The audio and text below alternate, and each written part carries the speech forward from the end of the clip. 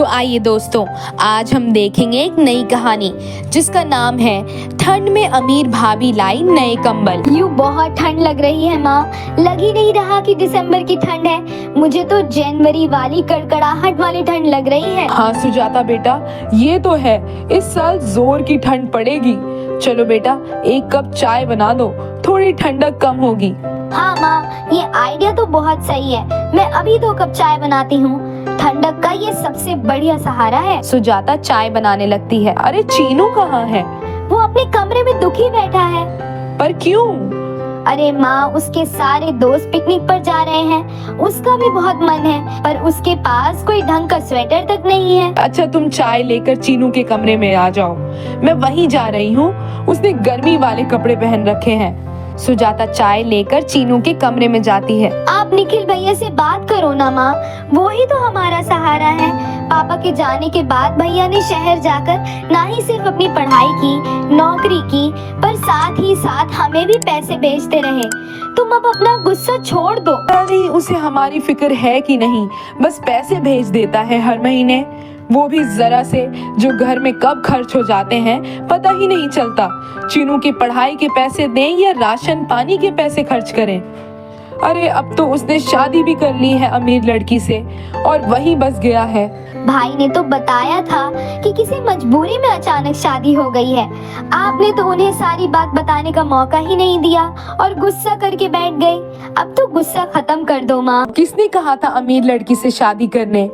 हो सकता है उसके नखरे बहुत होंगे, सारे पैसे उसी पर खर्च हो जाते होंगे, इसलिए हमें इतना कम पैसा भेजता है वो। पर माँ, हम भाभी से बिना मिले कैसे कह सकते हैं ऐसा? आप भैया को फोन करके बुला लें। आप भैया का रिसेप्शन भी कर लें, ताकि गांव वाले भी चुप हो जाएं। सब ये ताना मारते रहते हैं कि आपने आज तक बहू को नहीं अपनाया। यहाँ खाने के लाले पड़ रहे हैं, ठंडक में रजाई कंबल तो जुड़ नहीं रही है, रिसेप्शन का खर्चा कहाँ से आएगा? रहने दो उसे शहर में अपनी अमीर पत्नी के साथ। दोनों माँ बेटी चाय पीते हुए बातें करती हैं। तभी अचानक चीनू रोने लगता है। माँ, मुझे पिकनिक पर जाना है। आप प्लीज भैया से कहकर मुझे स्वेटर दिला दें। मेरे सारे दोस्त मुझे गरीब कहकर चढ़ाते हैं। दीदी, हमारे पास रजाई भी नहीं है, रात में बहुत ठंड लगती है। सारे बच्चे अपने मुलायम कंबल के बारे में बताते हैं, मेरे पास तो बताने के लिए भी कुछ नहीं होता। ये सुनते ही माँ बेटी की आंखों में आंसू आ गए। फिर सुजाता अपने कदम पीछे कर लेती है, क्योंकि बात गरीबी की थी। वह क्या ही जवाब देती। पता नहीं ये दुख के दिन हमें कब तक सहने पड़ेंगे। कब मेरा निखिल बेटा आएगा, ठीक से पैसे भेज देता तो आज ये सारी परेशानियां नहीं आती। माँ, मैं शहर में भैया को फोन करूं? नहीं, कोई जरूरत नहीं है, वो खुद आएगा। सुजाता, तू थोड़ी सी आग जला दे, घर के अंदर भी ठंडी हवा आ रही है। फिर सुजाता थोड़ी सी लकड़ियों की मदद से आग जला देती है और सविता अपने बेटे को चुप करने में लग जाती है। तीनों बड़ी मुश्किल से ठंड में अपना गुजारा करके जी रहे थे। वहीं सविता का बड़ा बेटा निखिल शहर में अपनी जिंदगी जी रहा था। उसे अपनी माँ, बहन, छोटे भाई सबकी बहुत चिंता थी। वो दिन रात मेहनत करता है अपने परिवार के लिए। ऑफिस में उसकी मुलाकात मिस्टर रमन से होती है। वो उसके बॉस थे और वो उसे बहुत पसंद करते थे। दीपिका मिस्टर रमन की एक लौती बेटी थी। मिस्टर रमन कैंसर के मरीज थे। उन्हें डॉक्टरों ने बता दिया था कि अब उनके पास बहुत कम समय है। वो अपनी बेटी के लिए परेशान रहते थे, क्योंकि दीपिका की माँ भी दुनिया से जा चुकी थी। उन्हें चिंता रहती थी कि उनके जाने के बाद उसका क्या होगा, इसलिए वो दीपिका की शादी जल्द ही कर देना चाहते थे। गुड मॉर्निंग पापा, अब आप कैसे हैं? गुड मॉर्निंग, मैं आज ठीक हूँ। चाय लाऊं आपके लिए? नहीं बेटा, आज नाश्ता बना दो, मुझे ऑफिस जाना है। ऑफिस? आप ऑफिस जाओगे? आपको डॉक्टर ने आराम करने के लिए कहा है। हाँ बेटा, आज मुझे बहुत जरूरी काम है, मुझे ऑफिस जाना बहुत जरूरी है। ऐसा क्या काम है पापा? आप निखिल को घर बुला लें, मैं आपको ऑफिस बिल्कुल नहीं जाने दूंगी। ठीक है बेटा, आप निखिल को घर बुला लो।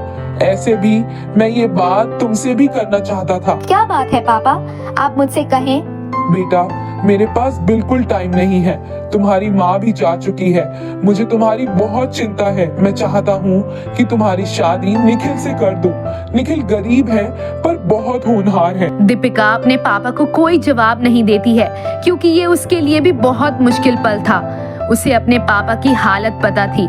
दीपिका निखिल को कॉल करके बुलाती है। निखिल घर आ जाता है।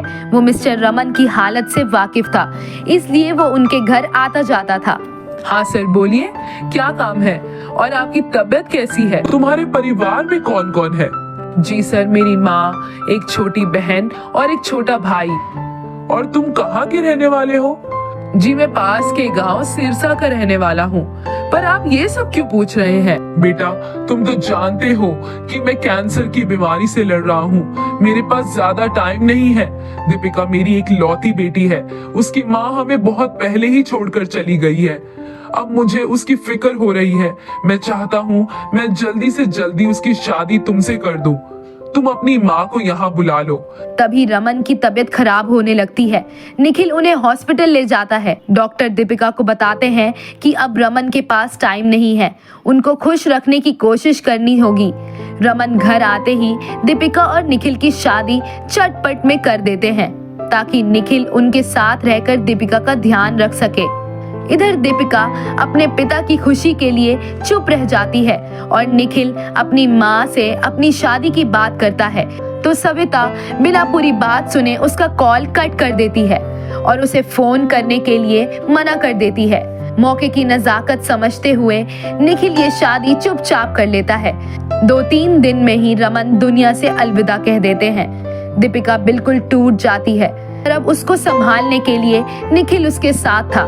धीरे धीरे दीपिका इस दुख से निकलने लगती है। फिर एक दिन दीपिका निखिल को बैग देते हुए कहती है, निखिल, हमने पापा की वजह से आनन फानन में शादी कर ली है, पर तुमने अभी तक मुझे अपने घर वालों से नहीं मिलाया।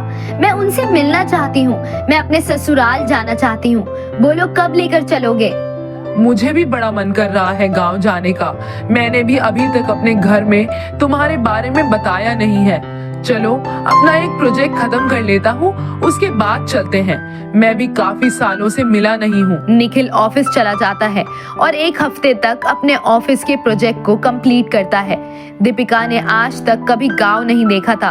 वो गांव जाने के लिए बहुत एक्साइटेड थी। निखिल दीपिका को अपने घर ले आता है और आवाज लगाता है, माँ, सुजाता, चीनू, मेरे छोटे भाई, देखो मैं आ गया। और माँ, मैं आपकी बहू को भी ले आया हूँ। ये सुनते ही तीनों आंखों में आंसू लिए चौखट पर आ जाते हैं। पता है कितना इंतजार किया है मैंने। याद नहीं आती तुझे हम सब की? याद मुझे बहुत आती है, पर मेरे पास काम इतना होता है कि मैं आपको क्या बताऊं। फिर मैंने जल्द ही दीपिका से शादी कर ली। शादी इतनी जल्दी हुई कि मैं आपको बता भी नहीं पाया। निखिल रमन के बारे में सब कुछ अपनी माँ को बताता है। अपनी बहू का स्वागत नहीं करोगी? हाँ, माफ करना दीपिका, मेरा घर थोड़ा छोटा सा है। कोई बात नहीं माँ। अरे हमारी भाभी आई है, चीनू देख।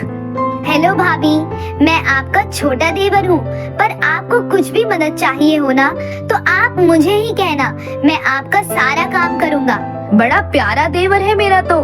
अरे सुजाता, जा आरती की थाली लेकर आ, मेरी बहू आई है। फिर सुजाता अपनी भाभी के लिए आरती की थाली लेकर आती है और सविता अपनी बहू का गृह प्रवेश कराकर घर के अंदर लाती है और चाय देकर कहती है, ले बहू, अपनी सास के हाथ की बनी चाय पी। इतनी ठंड पड़ रही है, इसे पीकर तुझे आराम मिलेगा। और एक बात बहू, तू परेशान मत होना, ये छोटा सा ससुराल है तेरा। मैं जानती हूँ तू बड़े से महल में रहने वाली परी है, जिसे ऐसे गरीबों की तरह रहने की तो बिल्कुल आदत नहीं होगी।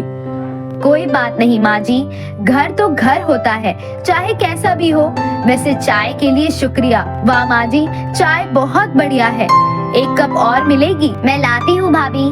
वाह, मेरी बहू कितनी प्यारी है। अभी तुम लोग रहोगे ना, मुझे तुम्हारा रिसेप्शन भी तो करना है। मैं 1-1.5 हफ्ते में चला जाऊंगा माँ। मुझे अभी फुर्सत कहाँ, मुझे अभी बहुत मेहनत करनी है ताकि मैं अपनी बहन की शादी कर सकूं और छोटे भाई को खूब बड़ा ऑफिसर बना सकूं। तभी सुजाता उसे चाय लाकर देती है। इतने में सब गपशप करने लगते हैं। फिर खा पी कर सब सो जाते हैं। तो सुजाता एक पुराना सा कंबल लाकर दीपिका को देती है। भाभी, आपको ठंड लगेगी ना, ये कंबल ओढ़कर सो जाइए। जी दीदी। लगता है मेरे ससुराल वालों ने मुझे अभी तक नहीं अपनाया, जो मुझे इस तरह का बेकार कंबल दे रहे हैं। पर कोई बात नहीं, दीपिका कंबल को अपने बिस्तर पर लेकर ओढ़ लेती है। कुछ देर बाद पानी पीने के लिए उठती है तो देखती है कि सारे ठिठुर रहे हैं। हे भगवान, माँ जी, मेरा छोटा सा देवर और नंद जी, ये सब तो जमीन पर ऐसे ही बिना कंबल के सो रहे हैं, कितना ठिठुर रहे हैं। और वो कंबल भी मुझे दे दिया। मैंने कितना गलत सोचा था। अब मुझे इन सब के लिए कुछ करना होगा। फिर दीपिका अपना कंबल लाकर उन सबको उड़ा देती है और खुद बिना कंबल के सो जाती है। अगली सुबह होते ही गांव से थोड़ी दूरी पर दीपिका मार्केट जाती है और 3 रजाई बनवाती है। वो चिंटू के लिए कंबल खरीद देती है। अरे भाभी, ये सब क्या है? ये सब आपके लिए है और चीनू के लिए बच्चों वाला कार्टून वाला कंबल बहुत सॉफ्ट है। ये लो चीनू। वाह वाह, थैंक यू भाभी, आप बहुत अच्छी हो। मुझे ये सॉफ्ट वाला कंबल अच्छा लगा। Good boy. और माँ जी, आपके लिए भी एक और 2-3 कंबल एक्स्ट्रा है। कोई गेस्ट आ जाए तो उसकी जरूरत होगी ना। अरे बहू, ये सब करने की क्या जरूरत थी? तूने तो हमें शर्मिंदा कर दिया। नहीं नहीं माँ जी, प्लीज अपने मन में ऐसा ख्याल मत लाइए। ये तो बस मेरा प्यार है आप लोगों के लिए। मुझे तेरे हाथ का खाना खाना है। जरूर माँ जी, जरूर। मैं आपको खुद अपने हाथ का खाना बनाकर खिलाना चाहती हूँ। फिर दीपिका खाना बनाकर अपने ससुराल वालों को खिलाती है। मन ही मन निखिल भी खुश होता है। सविता गांव वालों से अपनी अमीर बहू को मिलवाना चाहती थी। वो दीपिका और निखिल की रिसेप्शन की पार्टी करती है। दीपिका सारी तैयारी करती है। वो तीनों के लिए अच्छे अच्छे कपड़े लाती है। साथ ही वो निखिल से कहकर माँ को पैसे दिलवाती है ताकि सविता अपने तरीके से तैयारी कर सके। सब बहुत खुश होते हैं। मजा आ गया। थैंक यू भाभी। वेलकम मेरे प्यारे देवर। देखते ही देखते निखिल की छुट्टी खत्म हो जाती है। दीपिका और निखिल जाने की तैयारी करने लगते हैं। माँ जी, आप भी हमारे साथ शहर चलती, मुझे बहुत अच्छा लगता। हाँ बेटा, हम जरूर आएंगे। तुम इतने प्यार से हमारे साथ रही, लगा ही नहीं कि तुम इतने अमीर परिवार से हो। नहीं माँ, आप सब ने मुझे एक परिवार दिया। मैं बहुत खुश हूँ। पापा के जाने के बाद मैं बहुत अकेली हो गई थी। निखिल ने मुझे बहुत संभाला, पर आज आप सब ने मेरे दिल में खालीपन को भर दिया। मैं बहुत भाग्यशाली हूँ। मुझे बहुत अच्छा ससुराल मिला। भगवान ने मुझसे मेरी मम्मी पापा बहुत जल्दी ले लिए थे, पर पापा जाते जाते मुझे एक माँ, प्यारी सी बहन, लाडला देवर देकर चले गए हैं। और हमें बहुत प्यारी भाभी मिली। सविता अपनी बहू से बहुत खुश थी। उसको अपनी सोच पर आज पछतावा हो रहा था। निखिल और दीपिका वहां से चले जाते हैं इस वादे पर कि अगली छुट्टी में वो माँ जी और सभी को लेकर शहर जाएंगे। दोस्तों, हमें इस कहानी से ये सीख मिलती है कि हमें बिना मिले किसी इंसान को बुरा नहीं समझना चाहिए। अगर आपको हमारी कहानी पसंद आई हो तो इसे लाइक जरूर करिएगा और हमें कमेंट में जरूर बताइएगा कि आप और किस टाइप की कहानी सुनना चाहते हैं।